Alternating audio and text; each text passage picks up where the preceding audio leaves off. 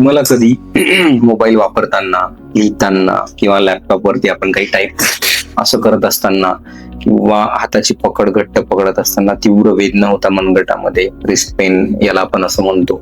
तर असं जर लक्षण तुम्हाला होत असतील तर हा व्हिडिओ पूर्ण बघा, कारण या व्हिडिओमध्ये आपण रिस्ट पेन, त्याची कारणं, त्याची लक्षणं आणि त्यामध्ये पेन मेडिसिन मध्ये असणारे आधुनिक उपचार या सर्वांची माहिती घेणार आहोत. तर रिस्ट पेन मध्ये आपल्याला रिस्टच्या भोवती म्हणजे मनगटाच्या भोवती तीव्र वेदना होतात, वजन उचलताना आपल्याला कळ लागते, जड उचलताना काही गोष्टी हातातून पडून जातात, असं होऊ शकतं.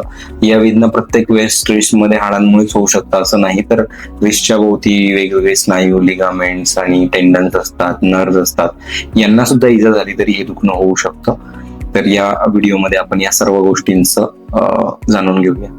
तर मनगटामध्ये दुखणं होण्याची वेगवेगळी कारणं कुठली असतात? तर सर्वात प्रमुख कारण आहे carpal tunnel syndrome. Carpal tunnel syndrome म्हणजे मनगटाच्या आतमधनं वेगवेगळी बोन्स असतात, तर या सगळं बोन्सला आपण कार्पल बोन्स म्हणतो. त्याच्यामधनं टनल असतो ज्यामधनं सर्व नसा, टेंडन्स, लिगामेंट्स हे हातामध्ये जातात आणि आपण हाताची सर्व हालचाल करू शकतो किंवा आपल्या हातातल्या सर्व संवेदना आपल्याला कळतात. तर यामध्ये एक नस असते जिचं नाव असतं मेडियन नर्व. ती जर या टनलमध्ये दाबली गेली तर हातामध्ये प्रचंड वेदना होतात, मुंग्या, बधिरपणा आपल्या पंजामध्ये येऊ शकतो. याला कार्पल टनल सिंड्रोम असं म्हणतात. याच्यामध्ये आपल्याला पेन मेडिसिनच्या साह्याने आधुनिक उपचार करून विदाऊट शस्त्रक्रिया आपण याचं ट्रीटमेंट करू शकतो. त्यामध्ये दुसरं कॉमन कारण आहे रिस्ट पेन साठी डिक्युरन्स टेनोसाइनोव्हायटिस. याच्यामध्ये आपल्या अंगठ्याच्या बेसला म्हणजे या भागामध्ये आपल्याला प्रचंड वेदना होतात. जेव्हा आपण अंगठ्याचं हालचाल करतो, काही पकडतो, लिहितो किंवा टाईप करायला जातो किंवा हाताने एक कोणती गोष्ट पकडतो तेव्हा प्रचंड वेदना होतात. या डिक्युरन्स टेनोसाइनोव्हायटिस साधारणतः अंगठ्याची खूप जास्त मुवमेंट ज्या लोकांमध्ये आहे अशा लोकांमध्ये दुखणं असू शकतं. प्रेग्नन्सीमध्ये सुद्धा डिक्युरन्स टेनोसाइनोव्हायटिस खूप कॉमन आहे.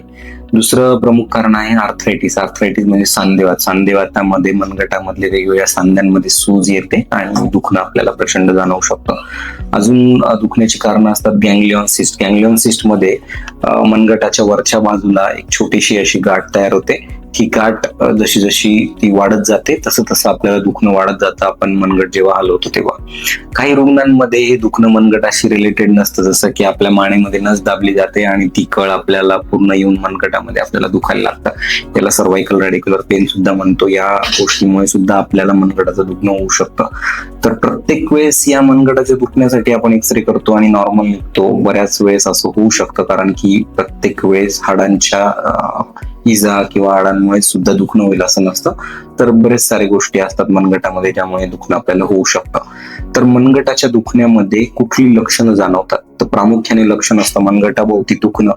याच बरोबर काही रुग्णांमध्ये मनगटाभोवती स्वेलिंग किंवा सूज येऊ शकते, लाल होऊ शकतो. त्याचबरोबर काही लोकांमध्ये हे दुखणं मनगटापासून पंजात जातं. पंजामध्ये पाचवी बोटांमध्ये दुखणं होऊ शकतं. पाचवी बोटांमध्ये मुंग्या येणं, बधिरपणा येणं, नस दाबली गेली तर अशी लक्षणं आपल्याला जाणवू शकतात. मनगटाचं दुखणं हे काही रुग्णांमध्ये रात्री झोपेमध्ये प्रचंड असतं, जसं की कार्पल टनल सिंड्रोमचे रुग्ण. काही रुग्णांमध्ये सकाळी उठल्या उठल्या प्रचंड वेदना जाणवतात, मनगट ताठरल्यासारखं किंवा स्टीफ वाटतं. हे सांधेवातामध्ये होऊ शकतं. या सर्व लक्षणं जर आपल्याला दिसत असतील तर याकडे दुर्लक्ष करू नका. लवकरात लवकर याची ट्रीटमेंट आपण घेऊ शकतो.